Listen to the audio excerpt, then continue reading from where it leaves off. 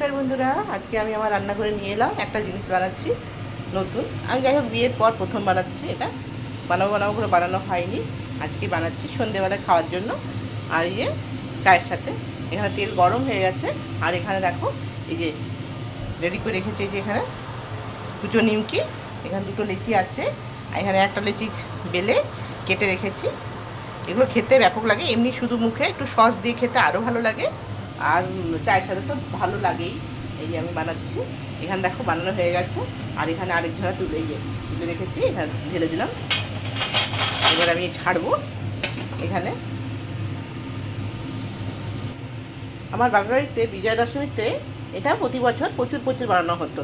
এবার আমরা তো বিয়ে হয়ে আসার পরে আমাদের এখানে খুব একটা বিজয়া দশমী নেই, অত পালন টালন করে না এইসব।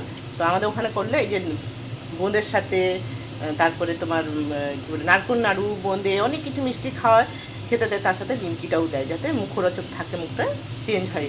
এটা তো নুন দিয়ে নোনতা জিনিস, তো এটা খুব ভালো লাগে। এরকম আমি দিয়ে দিচ্ছি, একসাথে অনেকগুলো দিয়ে দিই, ছেড়ে যাবে, অনেকগুলো দিয়ে দিই,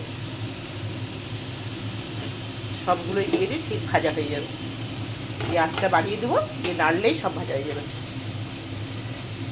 এগুলো ভাঙার কিছু নেই, শুধু সব ফুলে উঠবে ঝপঝপ করে।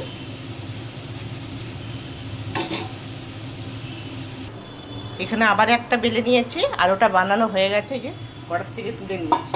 কিন্তু এটাকে একটুখানি পাতলা হয়ে গেছে বলে খুব একটা ভালো ফুলেনি।